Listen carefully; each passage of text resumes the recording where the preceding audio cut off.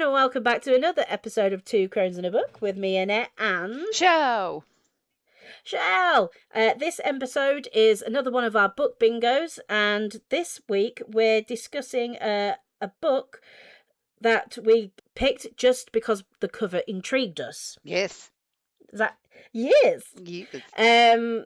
Yes. So I'm really excited for this one. As I said to Chell, a little behind the scenes here, I had one picked and I was really excited to do it, but then I did the thing where it really would be so much better for another category. So, And let's not forget, we I'm have the rule, just to clarify for yes. everyone, because of Annette, we have the rule that each theme has to be a book we've never read.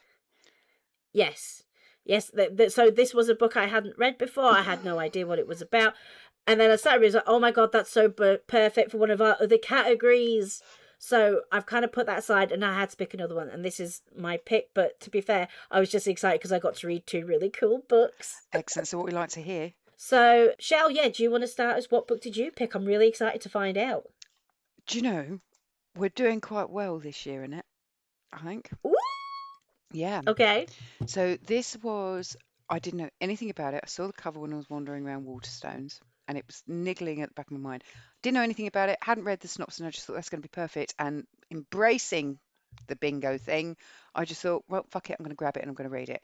Turns out it's by a British guy called Andrew Shanahan. So it turns out it's by a British guy called Andrew Shanahan, and it's called Before and After. Just going to drop the picture in the chat, Annette, for you. Now, so the cover is literally a picture of a bourbon biscuit. You're not going to believe this. I have this in my to buy pile. Do you? Well, buy it is what we'll start off with. Buy it. Oh my God, yes. I think he's got another one with the custard cream on as well. Which is the sequel. I haven't read the sequel yet, but it is the sequel. Ah! Oh my God. So it's just a white cover with a bourbon biscuit on it, which, if you're not in the UK, bourbons are very important to us, along with custard creams and digestives.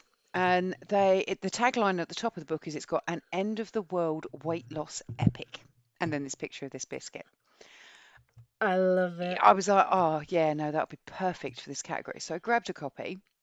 I'm going to read you the synopsis. Ben Stone is terrified. He's terrified because he weighs 601 pounds and needs his right leg amputating. He's terrified because a crane will shortly lift him from his 4th floor flat and lower him 44 feet to an ambulance waiting below. He's terrified because he hasn't been outside in 9 years and he doesn't know who will look after his beautiful dog. He needn't worry, though, because the world is about to end. Wow. Really, really cool. It's based up north, up your way, not far from Manchester. Right. So a few hours from you. Basically, what you're getting is 2 timelines in one. So I'll tell you the beginning, but I'm going to be quite cautious because it packs a few punches, which are really, really good. Basically, it's the day of him being collected. It's the day of the fire brigade have come to support moving him out, and he's got this medical team, and they trust him up in this tarp thing, which is to stop him from wriggling while he's being moved and keep him secure as he's being lowered down. They take the window out of his wall or the balcony they're going to take him out of on this cherry picker crane. All of a sudden, something happens, and all the emergency services staff, apart from 2 firemen, have to run off. So they have to go, we'll be back, and no one's telling him what's happening. Well, this is all at the beginning, so I'm not spoiling too much. Yeah. Basically, shit kicks off. Yeah. And he ends up alone and trapped in this tarp. Oh my God. So he's like a little caterpillar. He can't move because it's so tight because they didn't want him to fall. So he's all trussed up and he can't move. Oh my God. And he's there. It's giving me the shivers. Yeah. And he's like that for about 3 days until he loses enough weight to move his hands slightly to try and get himself out. Oh my God. Now, the whole time his poor little dog is locked in a room and he can hear her. No. Yeah, I know. No. So that's torture for him. That's the beginning of the book. Now he does Oh get out my of it, god. and that's as many of the spoilers as I'm going to tell you. Yeah. But oh my God, it jumps about timelines, but instead of jumping just by a timeline, so you've got the current day and what he's coping with and what he's trying to live through as the world around him is ending. Very interesting take on zombies. They're not zombies, but I can see a zombie Okay. influence. Yeah. And it was I've not read anything like it's quite cool. It jumps back and forth by his weight. So instead of going 6 years before, it goes £301, £200. So you're Oh. experiencing his previous life via his weight gain. Oh my And there's gosh. lots happening with that. There's a bit in there, Annette, and you know when he gets to what we would call fat fighters, jokingly. So like a Yeah. not Slimming World, but like a Slimming World club. Absolutely Yeah. brilliant. And you've got that going on, but he can't go out because of these things, we shall say, that are outside. So he can't go out of his Yeah. flat, but he's got no food. Oh my But he god. weighs 600 and something pounds. So he kind of calculates how many calories he would burn a day and how long he's got before he runs out of body fat. Jeez. Because he's got dog food, but he hasn't got a lot of dog food. So you are Yeah. jumping about through his life. So you've got current day drama and crisis of what he's trying to do and how he's going to get more food for his dog, how he's going to get his dog outside. Don't forget as well, he needed his leg amputated. That's quite significant. Oh god. Oh god. It's all I'm going to Oh say. god. Um, Oh god. it was really really well written. It was really well paced. There was a nice jump and back and forth, which towards the end of the book comes together very nicely. So it's not a mindless jump. It's not just so you get to know the character. It all blends together really, really nicely. Yeah.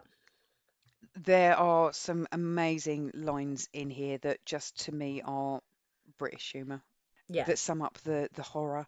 So, for example, by the third day, I welcome death, but death is busy elsewhere, is one of them. And the other quote I've scribbled down is Ben, which is the name of our character, believed in biscuits and fear. I was like, yeah, there's quite a bit of gore in here. So, Okay. with your things that are outside, shall we say, and I've mentioned a leg needed amputating. It's a really good spin on those zombies. I will say that there were moments in this I was terrified about, is he going to eat the dog? Do you know, like, Oh, oh no. No, no, no, no, no. but the No way dog trauma. while the story unfolds, it was very clever in the sense that it made you think, is it going to go that way? Didn't necessarily go that Yeah. way, but like, is it going to go that way? Because as he's losing his body fat, so it's quite a while, he's getting lighter and lighter and lighter and lighter. Like, so to start off with, at the beginning of the book, he's too wide to fit through a doorway. But Right. he notices at a point in the book that he walks through a doorway without any problem at all. Yeah.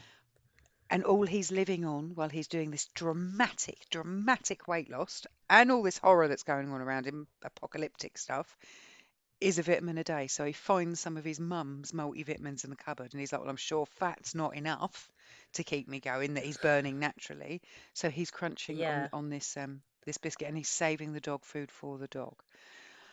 Oh. It was very cool. It was very clever. I could tell you more. I would love you to read it so we could talk about it. So Okay. when you get to it, let me know. Um, Right.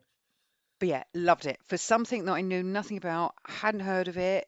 I'm really surprised that it's not going around Book Talk or anything like that. Right. And seeing that book in Waterstones, yeah, chocolate bourbon on the front, it had to be done. And I'm really glad I did. Some quick stats for you before I hand over to you is Yeah. it is got 4.5 stars on Goodreads. I'm surprised it's not more. It is book one of two, which I didn't realise at the time. I will be getting the custard cream one.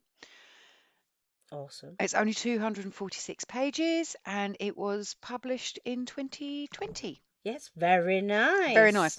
Highly recommend it. If you like zombies, this is a different take on the zombie vibe.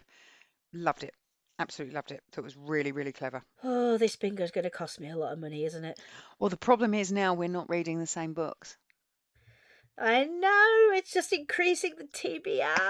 Yes, it is. So now Oh, it's not one book that we both go away and read. It's I brought a book for me, and oh, now I need to go and buy your book. But you've already got this one, so yeah. you're okay. Oh my gosh. So, yes, for me, this time going into it, for quite a while now, we've referenced this book before, which has been, and I think I got you a copy, Paperbacks from Hell Yes. by Grady Hendrix. Yes, I did get a new one, didn't I? And obviously, it's one of the most sumptuous books of gorgeous, Mm, gorgeous covers. 100%. Oh, it's beautiful. If you can get a hold of a copy, I highly suggest you get that book. It's just such a good coffee table book with lots of gorgeous book covers from like the eight, like all the way through the decades. But like for the sweet spot, I think for us really was like the 80s Yeah, with 80s, those early horror 90s. covers. Yeah. 100%. So this one was featured in that book, and though I wouldn't say it's probably the most eye-catching of all of them, for some reason I was just really, really Okay. drawn to it.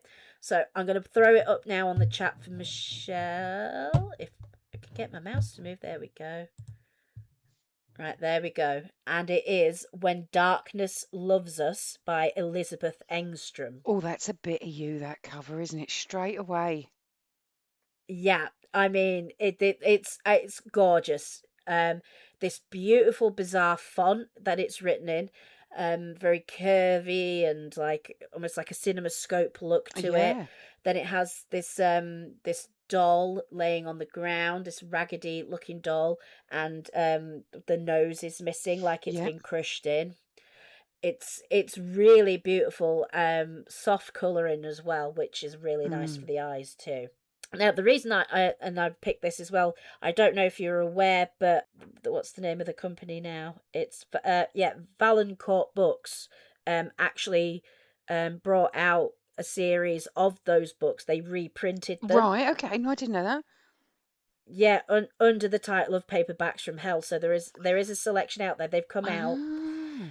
and this is one of them that they've reprinted. Okay. It was the perfect opportunity then for me to read one of these books that I've been, Oh, it's a gooning must, isn't over it? It's for. just baiting you, isn't it? It had to be done. But in this case, I didn't actually go out. I didn't buy the book. I did the audio Yep. version, and there is a fine selection. Not as many as there have been released Yep. in the paperbacks, but I really wanted to do it. So this one, I'll give you the synopsis. Yep. Sally Ann and Martha, two women searching for love, finding terror. During a terrifying storm, a gentle childhood is destroyed by a twisted man who promises love but delivers nightmares. In the lightless depths of an underground labyrinth, unseen creatures lie in wait for an innocent traveller, Yep. cold skeletal hands stretched out in welcome. There is a horror in darkness, horror made greater when darkness loves us. Ooh. Yeah, chills, right? Yep. Absolute chills. So this is actually, it's not one story, it's two separate Yep. stories. One of which is Sally Ann's. Sally Ann's story, I think she was 16 years old at the beginning of the book. She's, young, she's just got married. Yep. She's very vivacious, full of life. She's out. She lives on a farm with her new husband and her family. He's married into the Yep. family with her, and she's out walking in the fields, and she comes across this, looks like a bunker, almost like a Yep. like a door or something. And she remembers playing there when she was a child with a friend who'd passed away, fighting in the Vietnam War. Okay. For old time's sake, she decides to go and have a look Yep. in there. She finds like like an old baby spoon that they had that they Yep. played with, and she's walking further in and just having a look around, and the next thing she hears is the door close, bang. Oh no. No. Yeah, she doesn't get to it in time. Yep. She can hear there's machinery going. The last thing she hears is her husband saying, "Don't want any of my kids falling down there one day." and Oh. and she is in the pitch black. Oh dear. Yes. Yes. So Uh-oh. then from there, yeah, from there again, I don't want to go into too many spoilers like you said with that one, but I will say that she has to learn to adapt to being there Hmm. for some time. Okay. Yes, and yeah, it kind of then explores, Yep. the psyche of being in that kind of isolation, in the black, and then what can happen, and it gets wild. It Okay. gets really Yep. wild. Yeah, I honestly would recommend it 100%. That first story really does give you chills. It's true classic horror. Okay. Yep.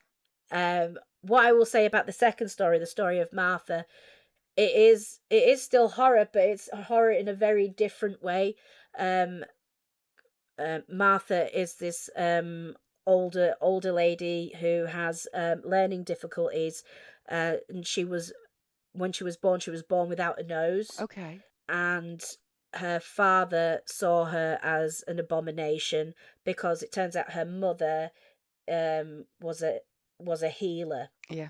so she could like see people's pain and Hmm. she could just lay hands on them Yep. and fix them, and he thinks that their daughter Martha is a punishment from God For her doing that. Right. Yep. for her doing that. And then it's just kind of a story of Martha and people that interact with Martha, who is now on her own. She has money to support Hmm. herself that was left Yep. by her mother, so she gets her money every day from the bank. She goes to the shop. She bakes a loaf of bread every Hmm. day, and just feeds it to the chickens. Right. And that's what her life That's her is. routine. Yeah. Yeah, that's her routine. But then it's how that changes as other characters come into it, and it does get it's more unsettling, Okay. is what I will say. Yeah. Um, you feel quite protected of Martha as you're reading Yeah. it, and yeah, that is that hum again. I always talk about that hum, Yeah. Yep. that uneasy hum, and that's what goes throughout that story. So you're having two very different experiences from both these stories, but they're both equally as powerful. Brilliant. So it's like two for one. It really was. What let's give the stats on this. So the audio version that I listened to was only 6 hours and 38 minutes. The original printing was 1984. The new printing by Paperbacks from Hell was 2019. Yep. Pages is 233, so not a long read No. either. Mm. So it's real, yeah, no messing, really, really good, strong stories. The first one had me questioning so much in my own head. It's Yep. like I didn't know what was real and what wasn't, Yep. which was so good. And as I say with Martha, you just kind of really want to champion her the whole Uh-huh. way through as well. So yeah, honestly, and we're talking about, two great female lead characters with written by a woman, Yes. with the artwork, by the way, by one of the greatest book Yep. artists out there, Jill Bauman. Another woman, thank you very much, ladies and gentlemen. You're really selling this one, aren't you? Yeah, I mean, she did the kind of covers of like Ramsey Campbell Yep. books and things like that. If you can find some iconic images, you probably will find her name attached to them. Brilliant. Honestly, throughout the 80s and 90s. But it's an all round winner, Shell. It really is. And then if you get the the new copy, the new imprint, Mm. you get a forward from Grady Hendrix, as well as Yeah, the man. original. Yeah, man. I know, I know. But then there's also the original forward, which was written by, where's the name? I've got him written down here. Yeah, science fiction legend Theodore Sturgeon. You have quite sold this book, haven't you? And now what I've been doing, we've been talking, I have been listening to you, I promise, but I've also been looking at these Paperback from Hell series, and I was like, I can't start another collection. I can't. I know. I know. I know. This is why I hadn't told you about them until Yeah. now. I knew it Oh would be a bad no, idea. no, no. It sounds really good though. Yeah, I've it just put was. it in They're my really good. She's order pile. yeah. I know she's got another. They've released two of hers actually. I can't remember what it was called now. I've got it written down. Yeah, Black Ambrosia is I another one like the that they title. released. That's a lovely cover. Yeah, lovely cover. So yeah, I'd already started this one though when I found that one. I was like, Too late now. I'm committed. I'm here now. But no, I'm definitely gonna. I think that's on Audible as well, actually. So I'm gonna be giving that one a go outside of the bingo for sure. Awesome. Ooh, And and by the way, she's still out there. She's still going. is she? Elizabeth Engstrom. She's in her 70s now.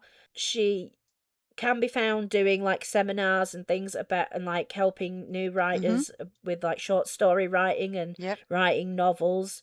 And I think she does appearances as well. She doesn't she's a bit of an introvert, so which we love, We can so respect that. she Yeah. doesn't do too much. 100%. But yeah, and if you want to do a bit of background reading on her, she's fascinating. Is she? Absolutely fascinating what she's achieved in her life. Ooh. Crazy. Well, I know what I'll Yeah. be doing tonight. Aha, yay. That's pretty cool. So again, two stellar books. I know. I mean, it just surely we've got to reach a dud eventually. Surely it's got to happen, mate. I'm waiting. You know. Yeah, I kind of thought this would be a shit book in not this particular book, but this category. I thought buying something just because it looks pretty is, Yeah, normally a terrible mistake, isn't it? I But know. it's paid off for both of us. I love it. It makes me so happy. Yay! Um, okay, well, Right. thank you very much. And Let's. if anyone wants to let us know what pretty covers they think are out there that might lure us and tempt us, we'd love to know. Right, but before we go, we've got to do our next number generated. Oh, see, look, I've forgotten. It's so organised. I'm not. By the time we record, my brain is so pickled. Right, here we go. I'm going to do it now. Right, let's see. One. Number one. So, number one is a book set in a place you've never visited. Oh, Oh, God. yeah. Oh Oh, dear. that feels very big. That A does very feel big very task. big, doesn't it? Oh, We're, this could be no, but this could get interesting depending on how you want to take it. yeah, we're gonna have to try and put spin on it, aren't we? Oh yeah, you got to have a bit of fun with it. Can't be boring. Okie dokie. All right, guys. The mission is set. If you want to play along, please do. Let us know what you've gone with and on the previous bingos, what you're going to do with this one that we've got coming up. We'd love to hear from you. Find us in the Spotify comments, or you can always email us at twocronespodcast@gmail.com. Yep. Thanks a lot. See ya.